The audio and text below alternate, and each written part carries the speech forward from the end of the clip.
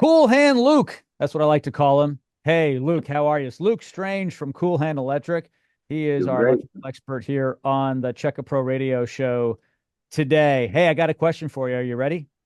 Yes, sir. All right. It's about being hot. I know we're in Texas, but it's not about that heat. It's about switches. Um, why can an electrical switch be hot?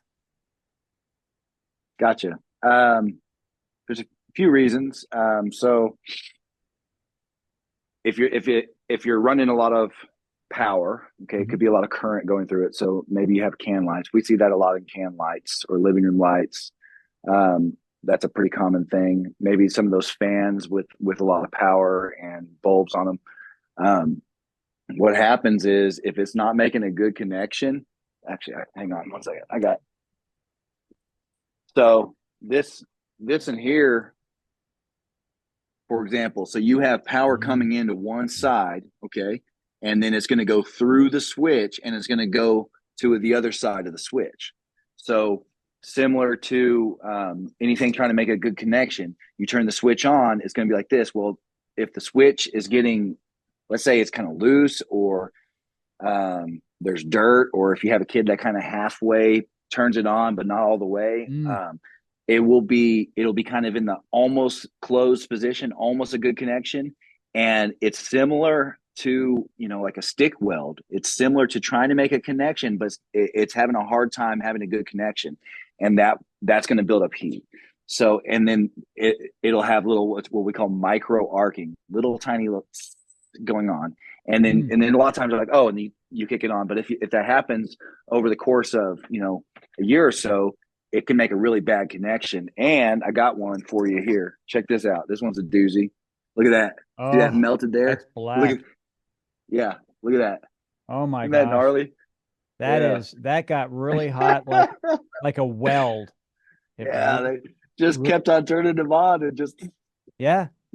I think they had it was an older couple. They had bad hearing. They couldn't hear it buzzing like that, and so Oh, they just saw the lights start going, lights flickering, and they, what is going on? So finally, the flickering actually had them call us out, mm, and this was, I mean, this is pretty extreme, but um, most of the time you can hear it pretty quick. Most people will say, "Hey, that's not good," and they'll call out, but. We rarely see it that bad, but still, if those type of connections, if it's hot enough to melt that, I mean, that's some dangerous crap going on there. So yeah. it just starts with a little. It could be a kid or anyone else not closing the connection all the way, and it's just kind of almost all the way up. 7/8, right? It just needs Yeah. 1/8, a little bit more, and it's just not making a great connection. And it's kind of sparking a little bit, and over Mm, time, it just doesn't make a good connection. Gets those hot spots, and then if you have a lot of can lights, especially if you don't have those like the LED type of bulbs, they don't pull as much power. But the regular can lights, even the CFLs, the little curly Q looking ones, those ones still pull a decent amount of power. So yeah. if you have a living room and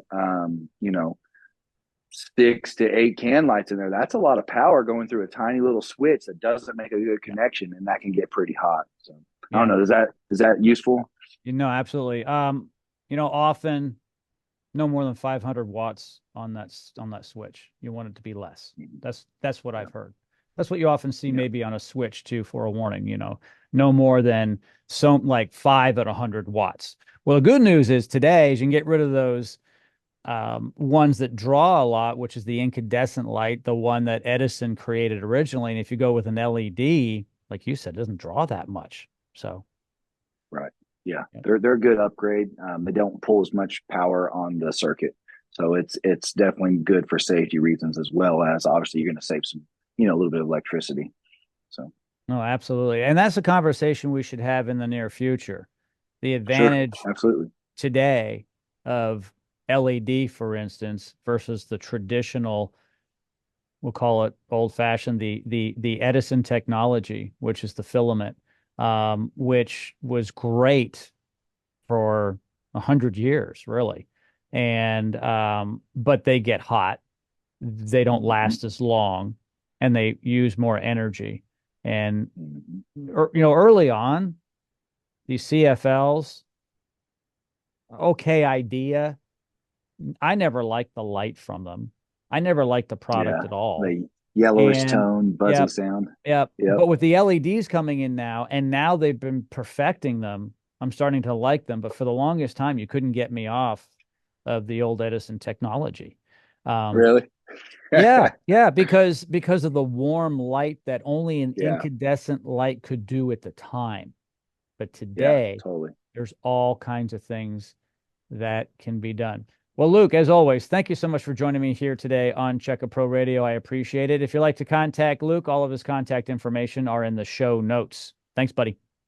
Appreciate you. Have a good one.